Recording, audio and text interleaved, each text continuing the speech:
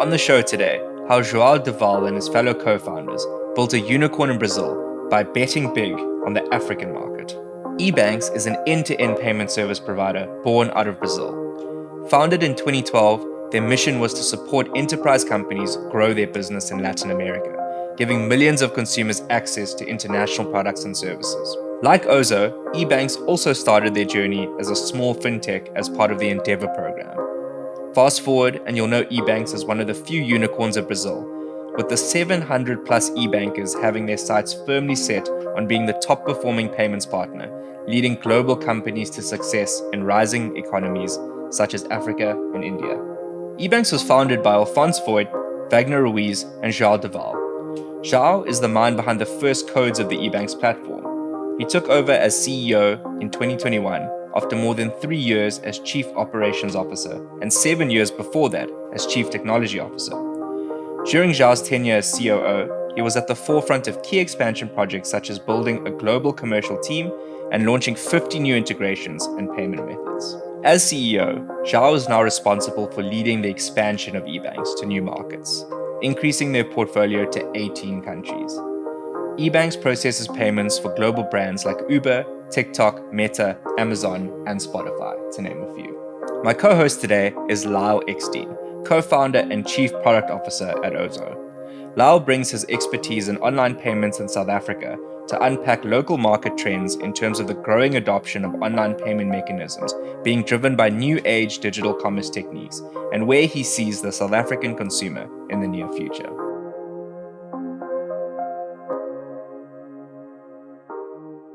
I heard that you guys already had a bit of the Ozow experience last night. So tell us how it was meeting the team and going out on a night around Cape Town.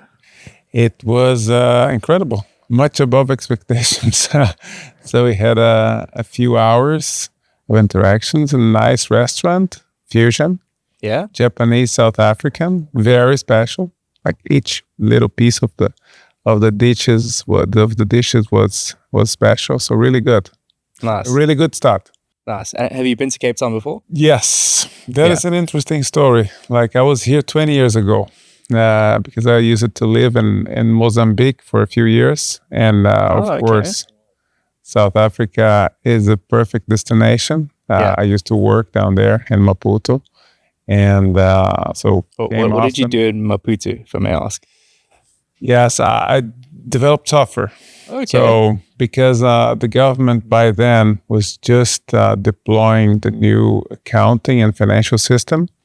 So, and then a group of external donors and a group of mostly Brazilian consultants came in to develop and deploy the system. And I was part of that group. Which technologies were you guys using back then?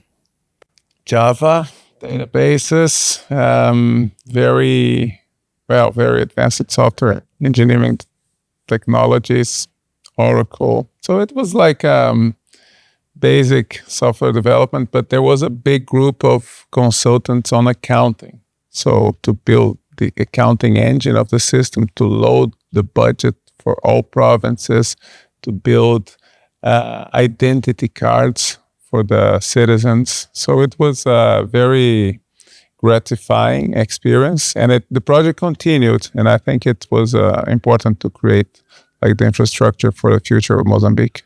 And then that was the occasion that I came to Cape Town a few times. And that when I was leaving in the last month, we did a road trip all through South Africa, from Durban, Port Elizabeth, and beautiful Jeffreys Bay, down to Cape Town, and then back to the middle of the country. So that was really cool. But that was 20 years ago. So I was very happy to come back in a business mission. So yeah. Nice. So Joao, when we were doing some research on you, we found something, and I want to show it to you, and I want you to tell us a little bit about it. Can we play the clip? Yeah.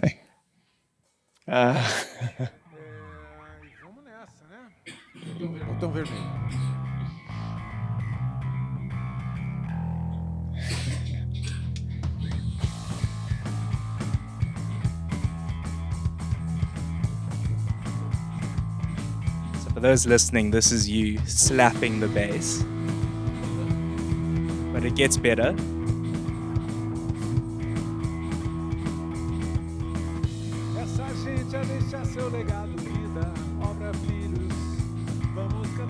And you've got some pipes on you as well. So I think we can pause it there. Talk to us. Yeah, that's my main hobby, music. So love it. Been doing it since I was a teenager. The band's still going? Yes, different bands. This is my original ones. So, and during the pandemic, just after 2022, I guess, we were like doing a revival there and playing a few songs. So yes. But it's an important part. Yeah, I love the hobby. I love music. Still playing, still doing shows. I have a band, a few albums on Spotify. So. Wow. Okay. Where do you find time to do music in between being the CEO of a unicorn? Yeah, that's tough. It's, for me, it's, as I said, it's a hobby. So I have to find time between the work and family and squeeze something in. If I can find 1 or 2 hours to rehearse with the guys during the week, like at 9 on Wednesday, that is fantastic because it's a moment that you go to another world. When you're inside the studio, it's like you're swimming in a pool. It's completely disconnected from the external world, and it's a great time to get different oxygen to your brains. So it's relaxing. Is there a connection from being in a band and being in that musician kind of lifestyle and the lifestyle of a founder in the early stages of a tech business, that almost like rock and roll, like head down, keep going, never stop, no sleep? Is there a connection there? I don't think so because in the band it's very relaxed, focused a lot on creativity and being happy, easygoing, I think. And in business is a lot results driven. I don't think it's very similar. But on the other way around, I think it's useful in this because I formed a band 3 years ago, a new band called Fusa. That's the one that has the albums on Spotify, Fusa. And then I may have applied like business techniques to the band to make it more structured. Okay, guys, we need to do this and this and that. So that's the album. There's a checklist. We need to record this part, and then track, produce, and so on. So more the other way around. And your bandmates, were they receptive of that, or they were like, oh, yeah, no. I liked it because in the end, motivation, I believe a lot that motivation comes from mastery also. So you're trying to build something good to deliver a masterpiece. Yeah. And I think all of us over there are motivated by that. And so when we get to the final result of something, that's very gratifying. I think the thing that you mentioned earlier, like that escape, because it's quite a pressured environment in business, especially with a startup, and you need that outlet to kind of just relieve the pressure. So when you get back in, you're 100% ready to go. Yes. Totally. And I think that's been music for me for my whole life. Like I play at least 15 minutes of guitar every day, like acoustic guitar, singing along. That seems to relax you completely. Some people do meditation and other things. Like for me, like when I get home, like 200 kilometers an hour, like very speeded, and I get to my guitar and I'm able just to play few songs and sing along. Is so good. Everything slows down. Nice. Well, So what's your escape? So I think that's one of the things I actually haven't done well, but the mountain has actually helped me quite a bit. So I love taking a hike up the mountain. I think that's where things just go quiet for me. Running as well. I find the problem with running at Ozow, I don't know if you guys have the same problem, is if you want to go running, you'll have 20 Ozow people coming with you as well. It's now like a culture at Ozow where everyone runs. So even me, someone who hasn't liked running at all, suddenly I'm doing 10Ks. A lot of people are doing it. Do you guys have a similar kind of culture? Not a lot. There are a few people that run and cycle, but we don't have a strong running group. We thought about it a few times, but it didn't stick that much. So you guys go what? And there's the Lion's Head here. Is that a hike trail? It is a hike. I prefer Table Mountain though. So there's so many routes up Table Mountain. Can you climb? Can you hike it up? Yeah, there's multiple routes. Shailen has been with us a few times as well. Yeah, it's fantastic. Wow. It's if you have free time, it won't take you long. 4 hours, you can do it. All these quicker routes. You can do like a 1 hour route as Wow. well. Yeah, it's a fantastic experience. The views from on top there, and also the journey up, I think, is definitely worthwhile. You were saying about your escape, so running. Running, I think hiking as well. Mm. But I do think I need to find some other hobbies as well. But yeah, I think Bass guitar. it's changed over time. Bass guitar, as long as I don't think I'll be creating any masterpieces, but I'm down to give anything a try. So Joao, we actually have a bass guitar here. Can we get the? I'm joking. We don't have one yet. It would have been great. But talking about the early days of businesses, I think there's a lot of similarities between Ozow and EBANX in terms of the three co-founders and how the bootstrapping of the business, even down to the Endeavor alliance as well. There must be some crazy stories, or at least a crazy story that you can share with us about the early days, the foundational moments of the business. Is there something that anything? It could be something that went wrong. Lyle was sharing with me a few things that went wrong with the first few bugs in Ozow. Something that happened. Do you have any of those stories? A lot. I think the beginning was only stories, right? Only stories. It was really challenging. One important moment for us was 2013 when we got our first really big strategic merchant. We were founded in 2012, and then we were fortunate to start with some nice merchants over there, but not as big as AliExpress, which was the one we onboarded in 2013. And that made the business multiply by 30 overnight. So with a lot of volume, incredible volume. And to be honest, we were not prepared to that scale. Not the system itself was scaling, but even the infrastructure. And we had like the DDoS attack. Now it's less common because we have a lot of layers of protection. But by then, the DDoS attacks was which is distributed denial of service, as very like tough kind of hacker attack. And we had one in the previous day when they would go live. So that was really tough. So all the early morning trying to fix, and you have to fix one by one the lines of the firewall. So that was tough. And then when they went live, we used it to have one person taking care of the user tickets. And then out of the blue, like we have thousands of tickets from consumers trying to get their merchandise, get their product, do a refund, do this. It was insane. It was a very difficult moment. And it lasted for a few weeks.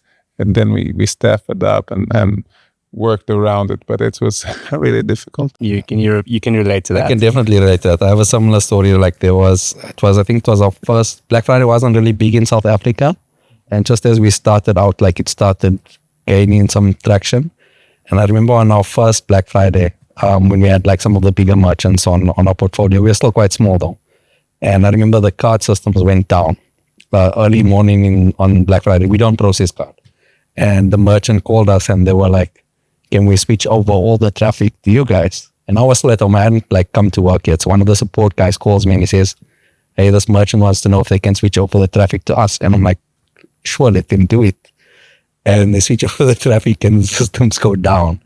And I remember spending that whole morning, I think till about 3 o'clock in the afternoon, re-architecting, because now you're picking up where the bottleneck is.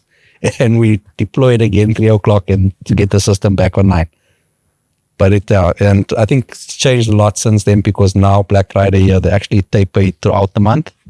But now every year before Black Friday, like we spend 2-3 months reviewing bottlenecks, seeing where the potential scale issues might happen. But the merchants are super concerned as well. If you're a global business, it's interesting because different countries have different holiday seasons. Our buying seasons or promotions. And in Mexico, it was just last month, this May or late April, they call it Buen Fin. So out of the blue, you have a big peak in processing. So it's loads of promotions. So it's interesting because it's different than most of the other markets, which is by the end of the year. So Mexico, they have a strong promotion in late April. And that's, well, nowadays, systems are not an issue, so you just have to make sure that you have the right arrangements to get the volume, of course, and grow with the margin. That's actually a nice thing, a problem to have, because normally you deal with seasonality and like your volumes like go up during certain months and down. So you guys probably balances out over time. Yeah, not as much. It's nice when you have different verticals because at EBANX we don't have only e-commerce, but also travel, hospitality. And travel has a completely different seasonality. Before holidays, like during holidays, airlines. So it of course, end of the year is the strongest. Yeah. But other verticals help to balance it a bit. The 2 points you guys made actually brings up quite an interesting thought, because you are both the tech guys, right? When out of the 3 founders in each of your respective businesses, you wrote the first line of code, you wrote the first line of code. So there was obviously another founder, whoever that, let's call them the visionary, was, who went, we've got this, the commercial guy, we've got this merchant, we're onboarding them, let's go. And you guys were like, cool, let's do it, and built the tech foundation for that. So, and you read a lot about tech founders or founders, and they say 3 is the best to go with, and you need someone who's very tech sound, you need someone who is financially inclined, and someone who is commercially inclined and marketing inclined. So, you met Thomas, our CEO, and he's very much the commercial and the marketing guy. We have Lyle, who is the foundational tech guy, I think very similarly to you. And then we had Mitch and Adams, and I don't know if you know too much about him, but maybe you can just describe Mitch to Joao quickly. He's definitely not the financially inclined guy. So he was also technical, but from a very futuristic perspective, I would say. Like, he was like a big dreamer.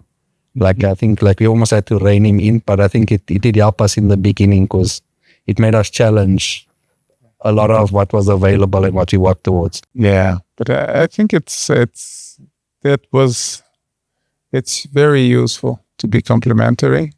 I think we kind of realized it and acknowledged that for many years, how important that was to have that part, that the different traits and the different people, because a lot of discipline here, a lot of outgoing person here, someone that's very creative, while one of us was selling, the other was building, and the other one was solving problems. There is one of us, which is Wagner, which is the co-founder of the company as CFO, and he likes to solve problems. So his area of comfort is crisis. So crisis, big crisis. So the central bank, this, food, and then there's a crisis with the card scheme. There's a crisis in Argentina because of money. That's his comfort zone. And I cannot say that it's my comfort zone. Especially difficult problems with large institutions. Can someone help me sort this out? Because it's really annoying. Then, of course, as years advance, you get more comfortable in different kinds of things. But it's so good to have someone that's fit for each kind of problem. So I think that creative, that actually is a good description of Mitch. 100%. He is he's such an out of the box thinker, and he actually came up with a lot of the products that we've taken forward now that were not a thing at all when he thought about them. As a me being one of the examples. Very interesting. So what was the catalyst for EBANX in terms of why the 3 of you decided to start the business in Brazil? There are a few angles to that. One of them that I like is that, of course, Alphonse was working in a particular sector on iGaming. So collecting funds from users and remitting it, and for iGaming websites. And on my side, me and my other technical co-founder, we had a website called boletobancario.com, which is a payment method in Brazil that was really popular by then, like 30% of e-commerce by 2010 or 12. And we received a lot of inquiries from international merchants because we had like good reputation in Brazil. But we were a domestic business. We didn't do anything international. We didn't even know how to do it. Not an idea. But we had a lot of inquiries, and we just told the merchant, well, we cannot do anything for you. You come to Brazil, incorporate, open a bank account, and then we can help you with the technology. And then Alfonso and Wagner, they had the business model to do the FX operation, funds remittance, and so on. And we started from there. So solving cross-border payments for these merchants, because then, let's say a Chinese merchant went to Brazil, I want to receive to this boleto. And once we had the solution, very plug and play, I say, okay, we have this API, you sign this contract, you don't need an entity, you don't need anything, we're going to settle you in China to your bank account. So that saved the merchant like 2 years of incorporation. And in the end, they would never, most of these merchants that were not huge, they would never be able to sell efficiently to a country even like Brazil, which is relevant. So that was what moved us. So a lot of client demand and also being able to build a innovative business model based on FX remittances and payment technology. I think that's what moved us. What was the initial payment rail for your previous business and EBANX? Well, yeah, the payment was boleto, which is a payment method in Brazil that was as a cash payment method that you generate kind of like vouchering, cash vouchers? You generate a barcode and then you go to the bank and pay it. Now it's being superseded by PIX. So it's very low penetration boleto because PIX you can use it and it's much more efficient.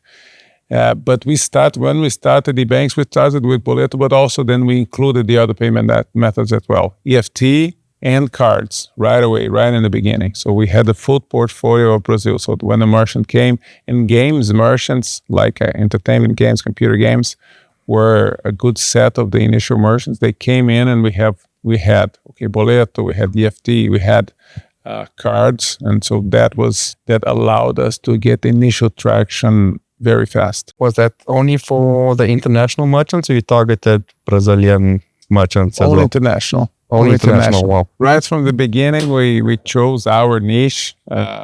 It used to be called a niche, but it then became a market. And we kind of were able to service that market really well. So that allowed us to grow. But yes, all international merchants. So we have a similar concept here, which we call cash vouchers. I don't know if you want to talk to it, but it's a huge market in South Africa for a number of different reasons. There's 23 million plus cash vouchers that are being purchased on a monthly basis, and they get used for e-commerce, so digital payments. A lot of the reason for that is that foreign nationals can use it because it's bank agnostic. You don't need a bank account to transact with a cash voucher. So is that in a similar kind of concept? Yes, totally. Because it's used for multiple reasons. Because people that are unbanked, so they don't have credit cards, they don't have bank accounts. And people, and we did a lot of research for that throughout the years because boleto stayed on 20-25% market share up until recently, up until the launch of PIX. And people are just afraid to put their credit card details online. Mm-hmm. So that happens a lot. They're afraid that the card's going to be stolen. They're afraid of fraud. They are afraid of the FX rate, which is not clear. When you include your credit card details and the purchases in dollars, you can split it, but how much is this going to be in my local currency?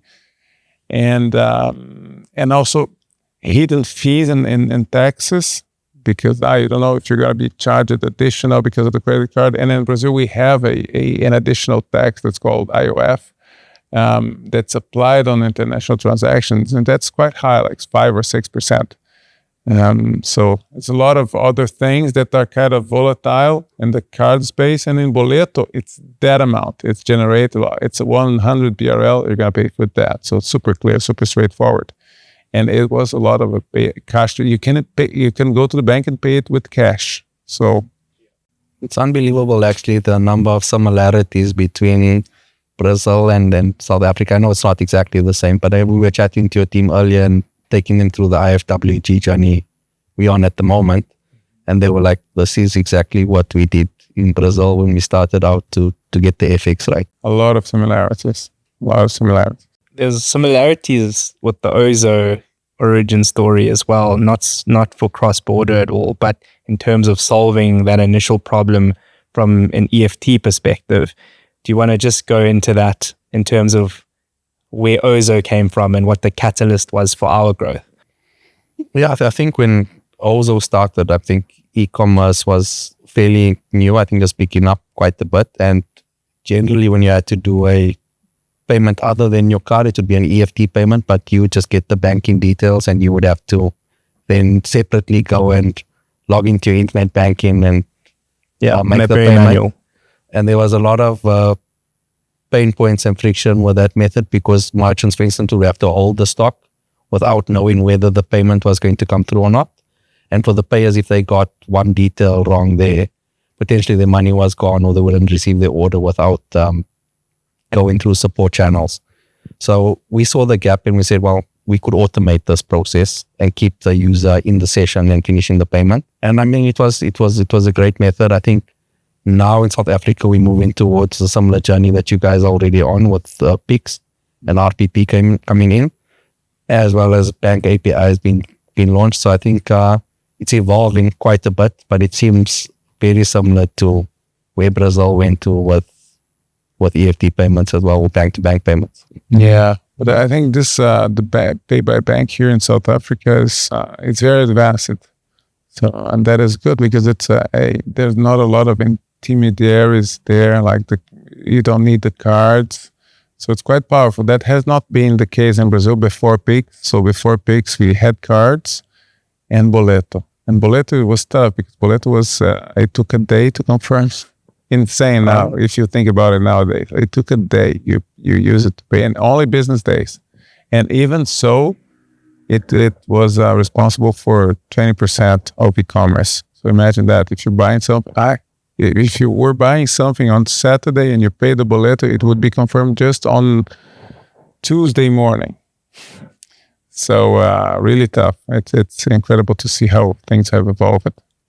What was the moment in the EBANX journey where you looked back or you had that helicopter view, if you ever did this, and you went, we've actually done something incredible here? I think there were a few moments. I think when we launched it was incredible. When we launched it with these games merchants, and there were a few retailers already too. And the first day was to look at that and then see the transactions coming in. Our admin dashboard is still the same. It's still EBMNG. And I remember like photographic memory of the first transactions coming in. I said, wow. So these people really need this product because our sales effort had been like minimal. It was just a few meetings, one website, like no marketing. So it was incredible to see that there was really demand for that. And then I think, well, when we had the merchants, when we onboarded AliExpress, as I mentioned, when we onboarded Spotify in 2014, quite early on to see that a merchant of that size, of that scale was trusting us, not only as a supplier, but as a really a money partner. We're banking on EBANX because we don't do only technology, we transfer and we accept billions of dollars every year to our merchants. So that's where we found that, well, the reputation and the credibility of this company is going to play a very important role in the future. So because the merchants in the end, they trust you not only as a partner for technology, but a partner to be owning their business in country. So this is very important. you had any of those moments yet on the Ozow journey? I try to not pat myself on the back too much, but I think probably in the office, talking to the team and seeing the size of the team and how much people actually also have a dream as well, thanks to Ozow. I think that's for me, like when I've like it's impacted at least these lives I can see immediately. But I think we're still on that journey to try and impact the lives of the people that we set out to initially in terms of serving the unbanked and underbanked. Yeah, we've got a little bit of imposter syndrome at Ozow where we're also always thinking we're not doing enough, but we need to constantly do more, and we struggle to look backwards sometimes. We always want to look forward, and it's something that we always say to each other, we need to try and do a bit more of. Just look back and go, look at what we've actually you should do so it. far. Because if you think about the merchants where you add your payment methods, and most of the consumers, a lot of the consumers would not be able to pay otherwise if Ozow was not there. So you were really giving access to people, right? I think there's a few stories like that. Like I think someone sent us a message to say they bought the nappies on Black Friday and they wouldn't have been able to buy it if it wasn't for Ozow. So I think, there are moments like that, which maybe we need to consider as well for that. On the investment side, you guys have been through a few rounds. We've been through a few rounds as well. What did you look for from an investment perspective in terms of what investors would bring to the business? You guys bootstrapped initially. There was a time where you decided you needed funding. And secondly to that, was it different when you did your first round from when you did your last round? We, around 2016, 17, we were looking to grow in the US. That was very important to us. We were already growing, but we thought that we could have more visibility and endorsement in the North American market. So having an American investor was something that we thought that could help us a lot, not only on brand recognition, but especially on more credibility, bringing more structure, more wingspan to the company, having someone experienced with skin in the game was important to us as well. So a minority investor that would be aligned with us for the coming years on growth. So that's what we looked for, kind of a cousin, an American cousin that could help us to grow, because our business is really international. So international connections, international network make an important difference. So that's how we thought about it.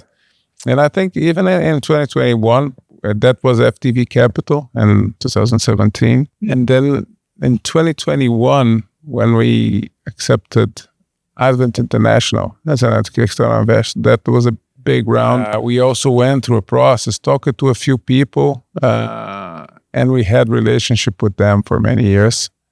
So that was also the case because EBANX was in a different scale, already to accept private equity as an investor. And we also wanted a smart capital, even then. Like Advent is the largest investor in payments companies in the world, deploying like multi-billion dollars in payments companies around the world, like in multiple geographies from Argentina to North America, Europe, and Asia.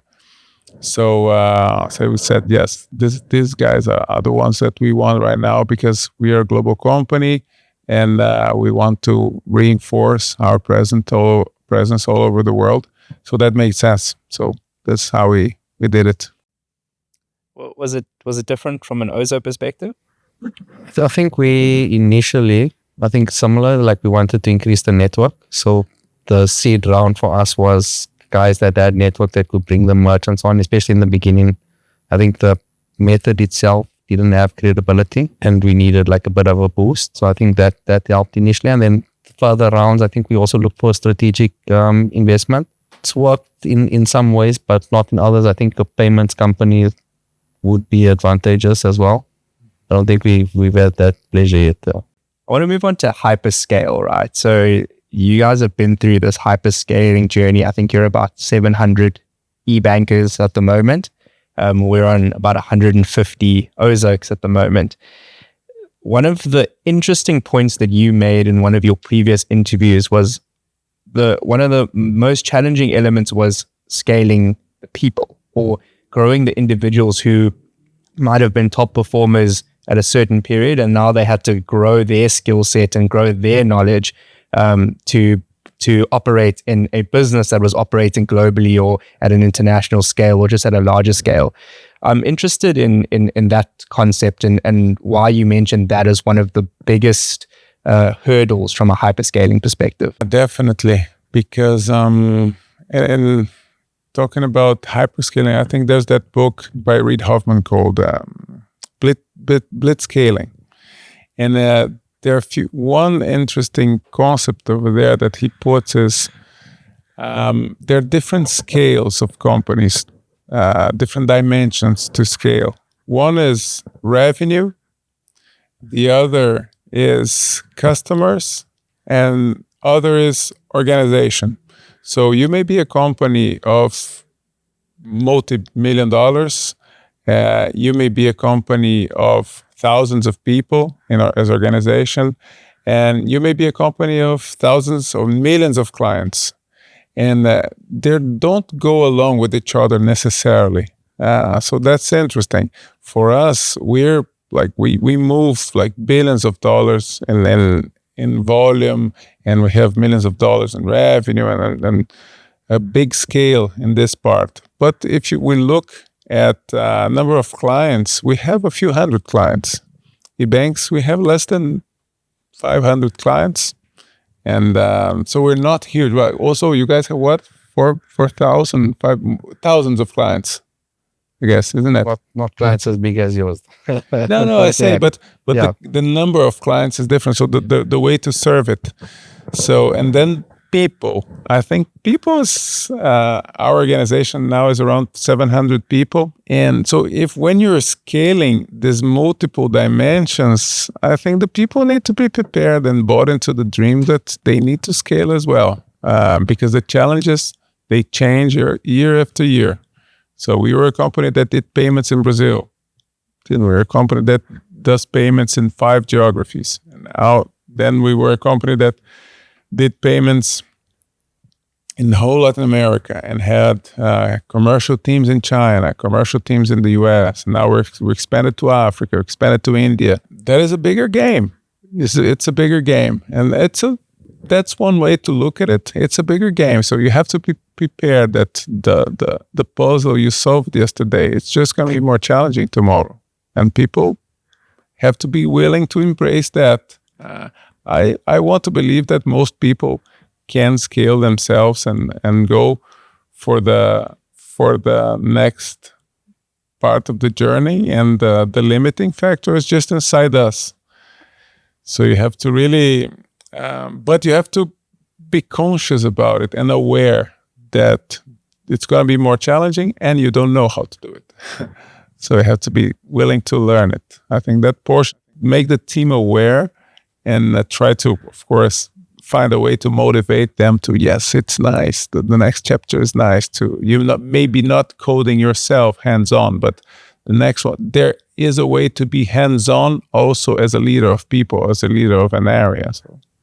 Yeah, I think we faced similar struggles when we went through our Series B, and when you're raising capital, it is very much one of the line items there is scaling the team, for example. And from an external perspective, you go, okay, cool, we have the funds now, we're going to hire the best people, or we're going to bring the best people in, but that's not always the solution for everything.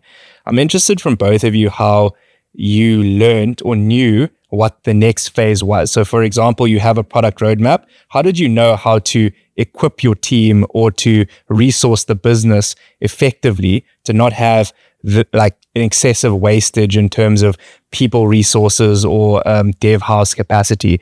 Did you get it right all the time, or were there times where you had to admit that you got it wrong? I think we're still getting it wrong at times. I think we're getting better. But I think the one thing at least we do have, I think from at least the top level, is definitely a sense of ownership. And while the team is growing, obviously, still I think as the business grows, they've at least owned those areas and tried to scale the departments individually.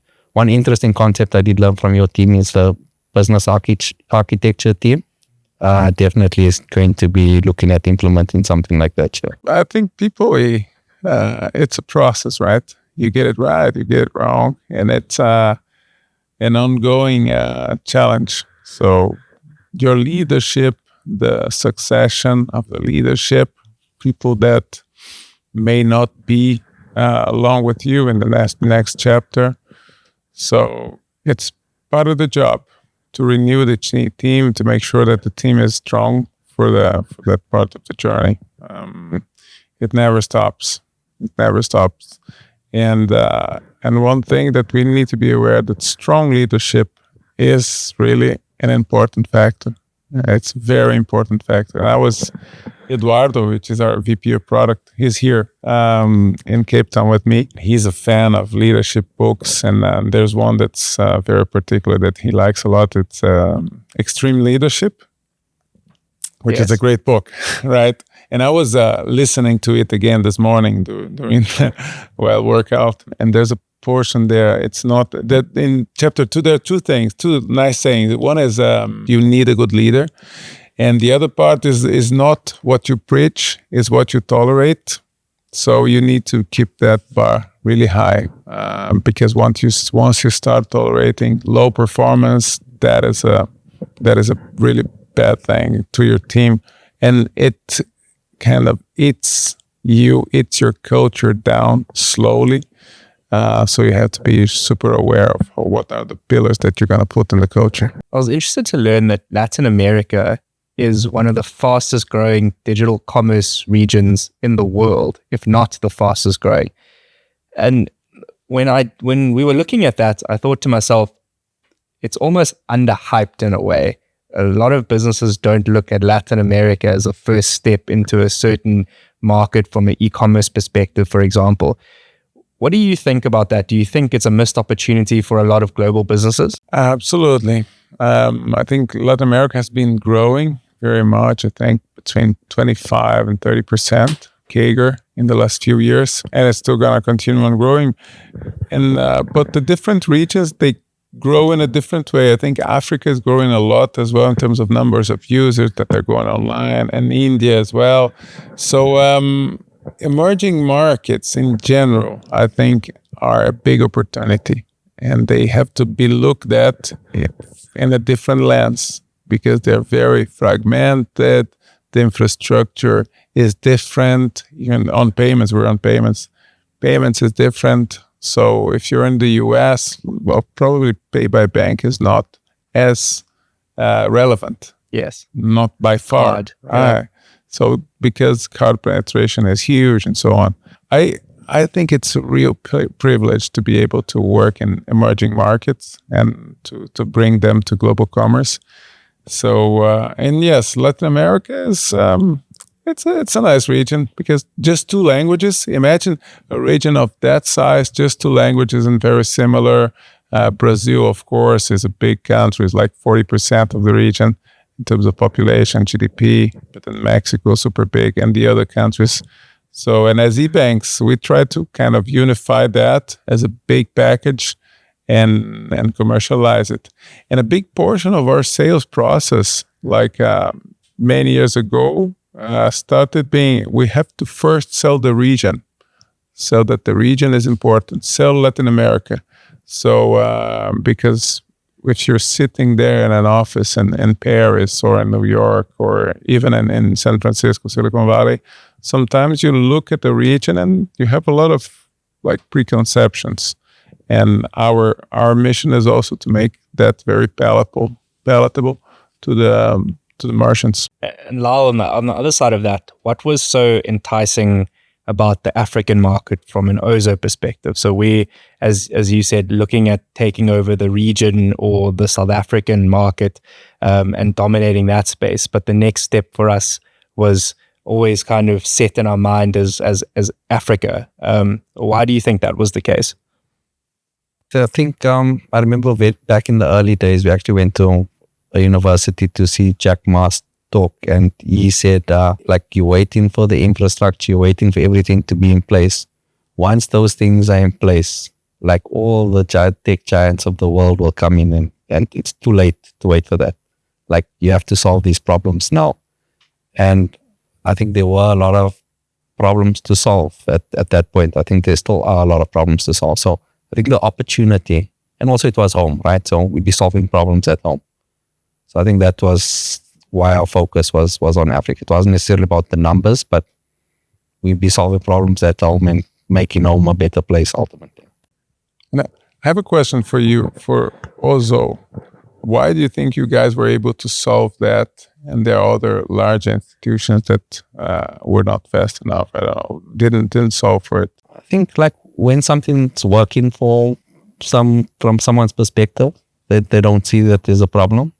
And I think also because of the type of method it wasn't really condoned. Like, people were always trying to sell the inefficient method as the solution.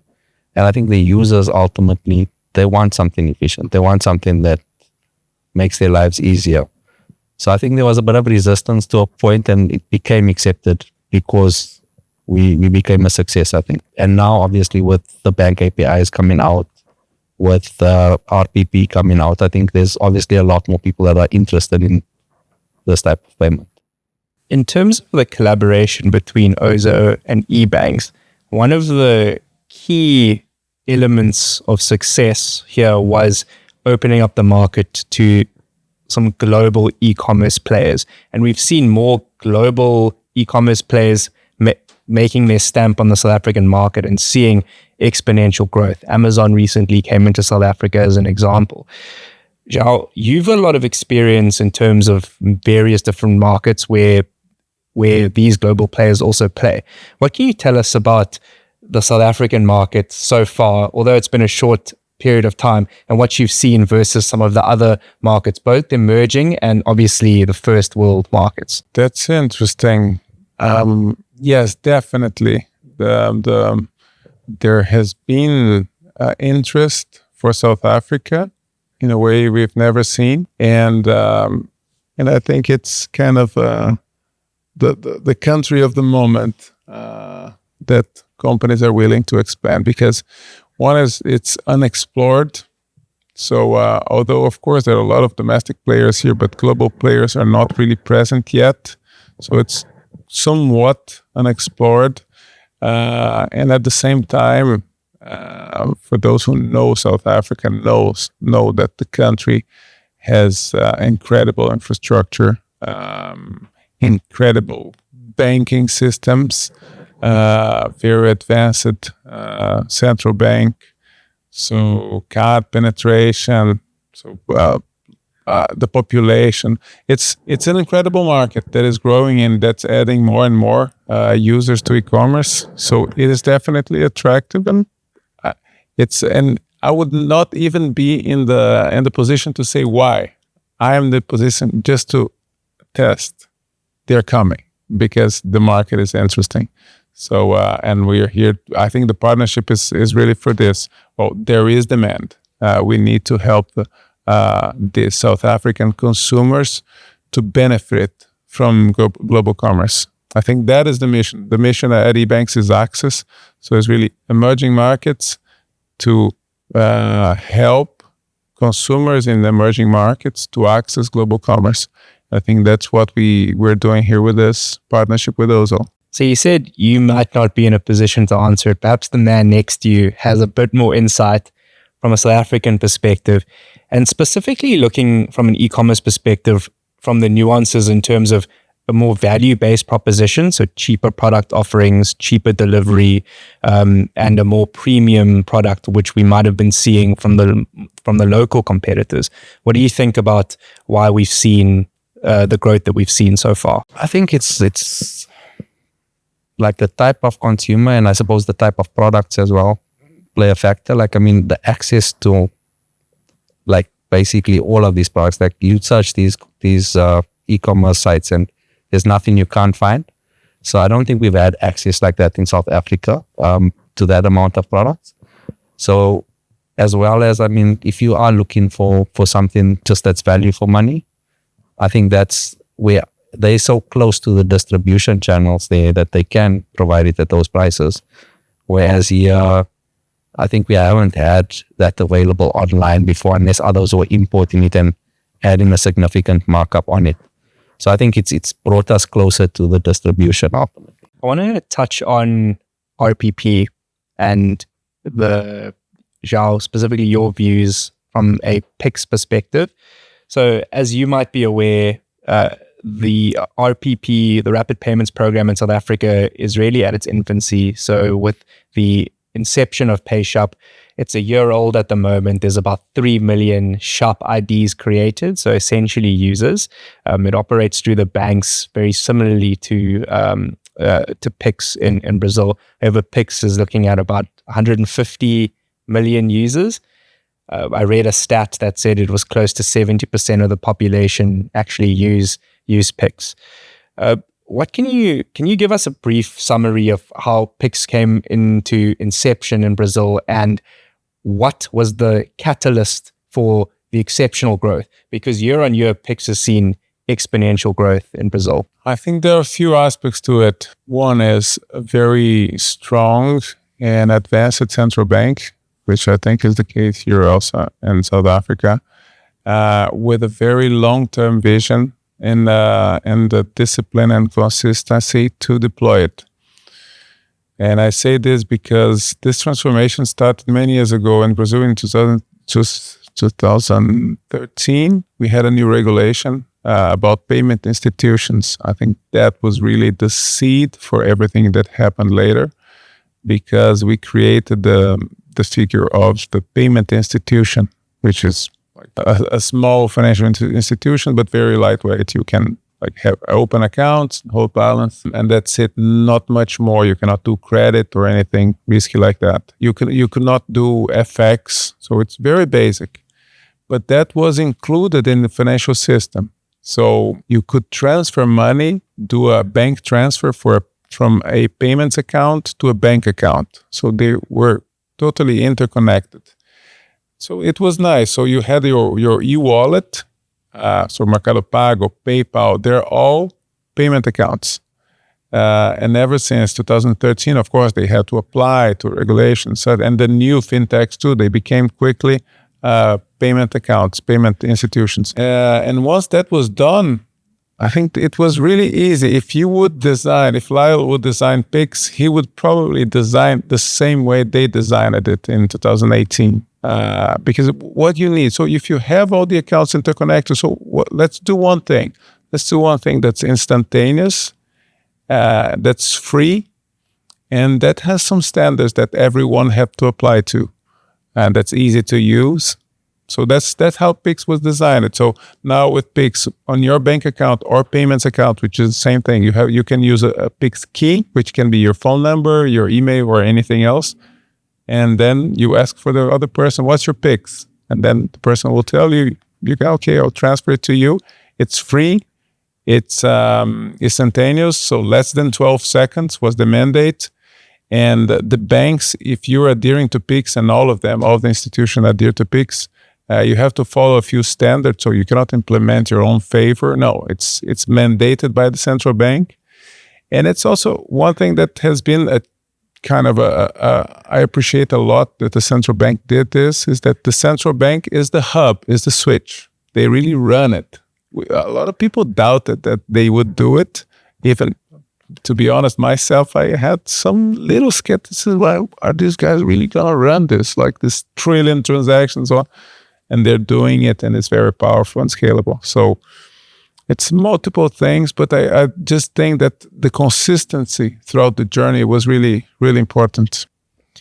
Did PIX, similarly to PayShop, start as a peer-to-peer model? So was it account-to-account payments? And then did it move to the business model where you could pay a business? And that's obviously where EBANX comes in very strongly. Or did it always have that business element?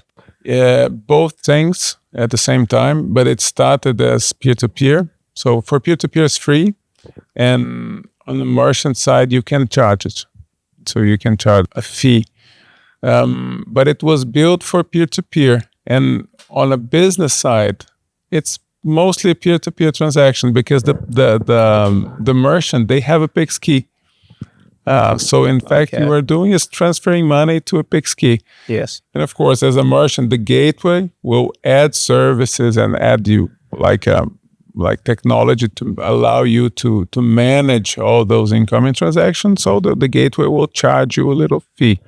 But in general, it's just peer-to-peer. So what were some of the teething issues with the inception of PIX when it launched, when it was being developed, and were there any? I'm sure there must have been some pitfalls and some issues that came about. And were the TPPs or the PSPs involved in solutioning for those issues? If I want to be honest, it's a sensible topic, but the main issue with PIX was fraud, account takeover. Because yes, things are super easy to use, but what if someone steals your account? What if there is some kind of scheme or phishing and you transfer money to the wrong account? Now the landscape is very, very fluid. So if you have 1,000 reais in your account and they get transferred out to other accounts, that guy can transfer it in seconds to multiple other accounts. So you lost. I heard money. that's why they had to put limits on it. Is that correct? Correct. Yes. Yes. So that was the big race to go and implement limits. And but then the problem was not with PIX, is with the onboarding, because onboarding of the payment institutions that we created 10 years ago was lightweight. Oh, this is nice because the experience is fluid. Yeah, but maybe it's too lightweight. Maybe we need a better onboarding because we may be onboarding people that are not themselves and they're doing it for fraud. So security, fraud, safety, even safety, because if you have your phone numbers, and we live in emerging markets, we live in Brazil, there are parts of the countries of the country that are quite violent.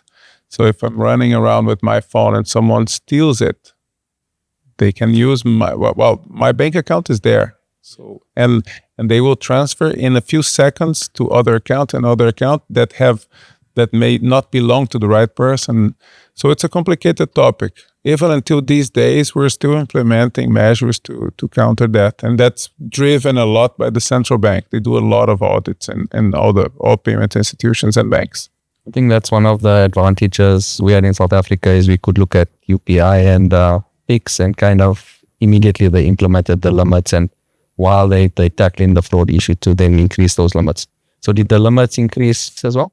Yeah, you can alter your own limits. You can modify in the app. So if I do often a lot of transfers, I can increase the limit and so on. But by default, it's very low. But what do you see in terms of a comparison from PIX and PayShop in terms of the growth potential you see in the country? Do you see it accelerating at that same level?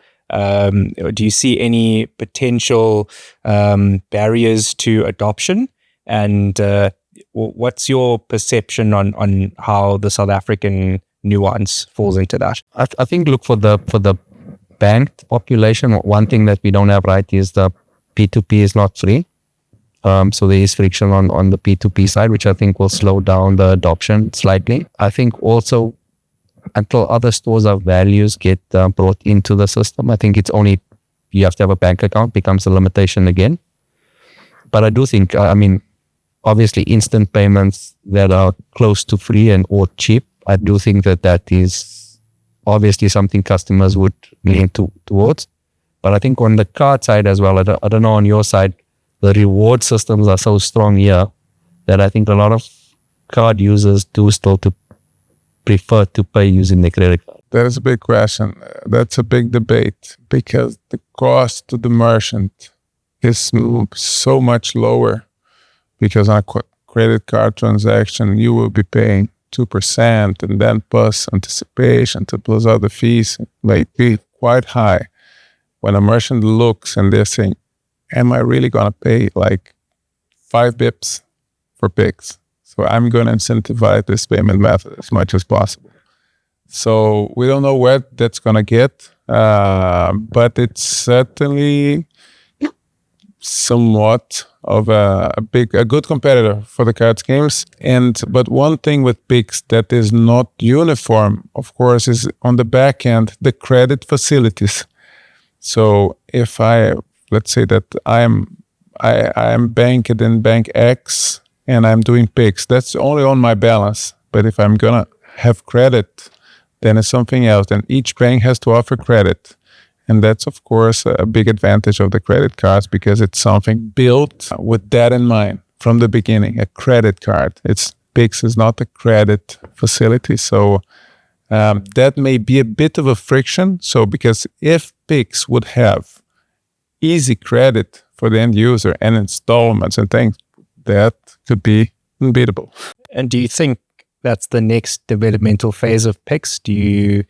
Is that the push to make it this all-encompassing payment mechanism? I think there are a few steps. I think that the launch was fast and efficient, but now there are a few steps to bring more convenience and other features to it. Now we're launching PIX Automático, which is like as UPI AutoPay recurring.